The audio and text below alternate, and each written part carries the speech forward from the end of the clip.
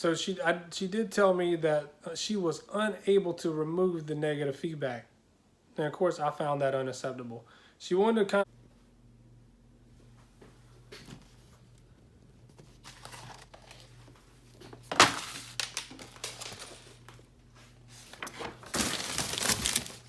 Hey, what's up, YouTube? How's everybody doing today? Happy New Year. Today is January the 1st, 2021.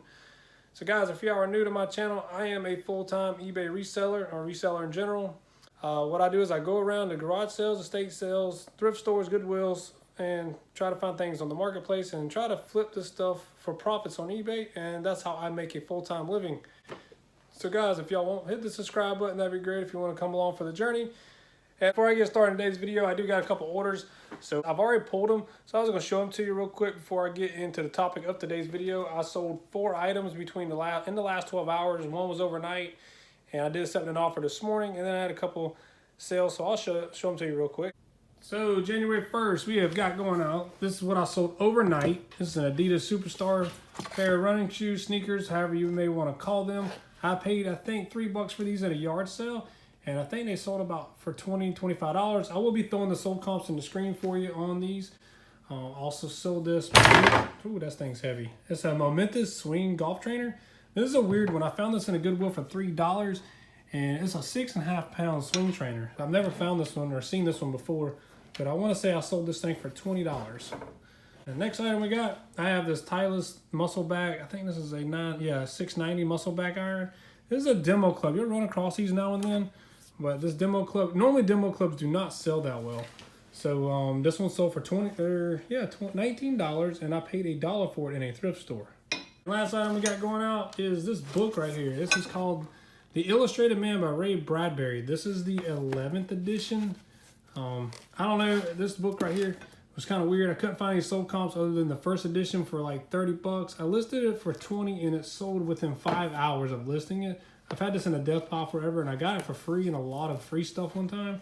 $20 plus the shipping. It will go media mail, but I don't know. I might have messed up on this. I have no idea. I don't know anything about books too much, so I may have messed up, but this thing went for $20 plus shipping.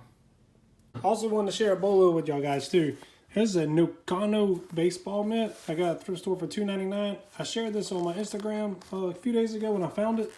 So guys, if you ever see that name, Cano with an Indian chief on it, you better grab it up. These things comp pretty high. This one doesn't have a sold price, but I think people are asking anywhere from $100 to $150 for it, and it should sell. So, and this is my second one of these. So definitely pick up any kind of baseball glove that has that Indian chief Cano on it.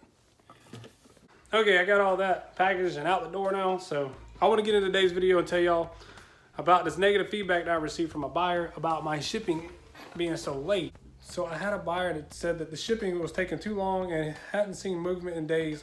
So he decided to give me negative feedback for the transaction, which is very disappointing. If you're an eBay reseller, you do not want negative feedback on your record. At least I don't want negative feedback on my record. I mean, that anytime I buy something, you look at people's feedback, and I mean, why would I want someone to see my feedback at under 100%?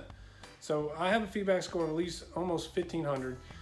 This seller or this buyer only had a feedback of 3 anyway. So I called eBay on the phone, and I explained to them my case. The case was, of course, what I just told y'all, is I have negative feedback on my record, and I don't believe it's my fault. I don't think I should be accused of that. So the buyers, to me, the negative feedback is for a buyer's experience with the seller. So anytime you see something where it's their experience with the shipping company, to me, that's void. That's not even right, because that's the shipping company. That's not how you dealt with me. So also, if you do get negative feedback, do reach out to your customer and try to ask them, try to get down to the root of the problem. I was trained a lot in customer service in my previous jobs. Every time that I answer a question or have an issue with any kind of problems with my eBay buyers, I always start the conversation off with, I apologize. Because you want to make it, you don't want to be erratic on the keyboard. You cause an explosion. You do not want to cause the customer to get more angry. You do not want to put more fire into the fuel that's already been caused. You want to defuse the situation. You want to put the fire out. You want to make sure that you know that you the seller are on their side, and you're going to do everything possible to make it right, because they bought something from you. They expect it. This is an online service where it's at their convenience for you to have a product delivered to their house and described exactly how it is in the computer, because they don't get to touch it or feel it, and they don't get to grab it and leave it like a retail store. So anyway, so I got the representative on the phone, and the representative, you know, wanted to know the situation that I had. I told her I had two questions. One, I have negative feedback with the buyer, and also I have a FedEx invoice question. So she did proceed on trying to help me with the negative feedback. She listened to my story, she heard me out with my story about, you know, about the shipping issue, and she wanted to check in on it. So I gave her the item number, so she looked it up. She was able to see, you know, the whole transaction, and she also saw that I sent the buyer a message already. And she was telling me that was great, that you already sent the buyer a message. And she wanted to also tell me that in these situations that the buyer is entitled to have their, you know, I say per opinion. I wish I could record the conversation, but so she did tell me that she was unable to remove the negative feedback. And of course I found that unacceptable. She wanted to kind of telling me that the buyer has entitlement to leave negative feedback. That is their experience with you. And that the experience is also along with the shipping company that you used. So of course I wanted to tell her that was unacceptable, and I did not agree with that. I'm not going to agree with that. It's not my fault. It's a shipping company's fault. And guys, in the comments below, if you want to share with me what you think, but I'm pretty sure if you're an eBay reseller, you're probably going to side with me and say that there shouldn't have been no negative feedback left, and the representative should have removed it. So we went on arguing a little bit. So after a long conversation with this representative, and it probably took about 20 minutes of this conversation to get her to tell me that I could go on the negative feedback and reply to it so I could show my other buyers that I was taking care of the situation. But I told the lady, I'm not going to wait a whole year for that to drop off my record. I didn't deserve it. I don't want it on my record. And she also tried to tell me that even though I have one negative feedback, it did not matter because it doesn't affect me. It does affect me. It affects me as when people look at my store, I have negative feedback, and I don't want that on my store at all. I want to have 100% all the time. I haven't had negative feedback in 2 years. And I mean, I've made eBay tons of money last year. I think my total gross sales was between $65,000 and $70,000, and they got probably 8 to 10% of that or more. So for me to be a valued seller here on eBay, I did not want this to happen. This lady, I have to answer the second question, which was, I asked her about my FedEx invoice. Like, so when you buy FedEx labels on eBay, they're billed in your, I don't know, like where are they billed at? I don't know. Like, I know I can look at the USPS tracking, but I can't look at the FedEx. Like, USPS automatically bills out your managed payments, but FedEx invoices are not. I think they're invoiced out of the total. It has another bar there that says you owe this amount other than the fees, which is probably your subscription fees and probably my FedEx fees. But there's no breakdown of every transaction like the USPS has. And I've been wanting to switch to FedEx a little bit, and I have been, but I need to know the breakdown.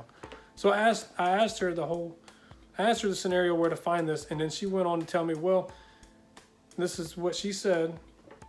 Well, you used priority shipping with this buyer, so it was only $12.99. And it kind of baffled me to know that, like, she's still on the subject with the negative feedback. And I had to say, ma'am, I'm not talking about that subject no more. I know you can't help me with that. We're removing the negative feedback. I'm talking about a shipping invoices for FedEx, not anything to do with it.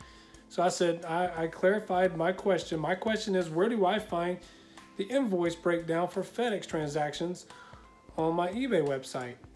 And then again, I got another confusing answer, and I don't remember, but it was not the answer to my question. And at that point, I was getting very frustrated. I was very unhappy with this representative. So what I did was ask for a transfer. And when she told me, she apologized, and I told her I wasn't going to disrespect her. I was like, I understand she has a job to do. Obviously, we wasn't getting anywhere with the answers to my questions, and that I did not agree with the negative feedback, and I need to be transferred. So she did transfer me to another line, and the line did fall through. So what you do is when you call eBay, you don't actually get to call eBay. They call you. So you schedule a phone call with eBay on the website here. And it didn't take long. It took like 2 minutes, and they call you. So I was very happy about that. There was no wait time. I'm productive. I don't have to wait on nobody. I got another representative on the phone, and this was probably a very short conversation. I think it took maybe 5 minutes. I told him my issue, pretty much the same one I just told you, the negative feedback issue. He looked into it. He said he also was a seller himself on eBay.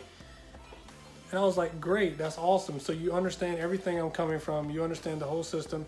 And he agreed with me that I did not deserve the negative feedback. He said, I will have it removed. Which still today, I still see the negative feedback on my eBay account. But he said it did take about 48 to 78 hours for it to get removed. So we will see. So anyway, I asked him the second question about the FedEx invoices, and he right away showed me how to look it up and showed me where the transactions were made.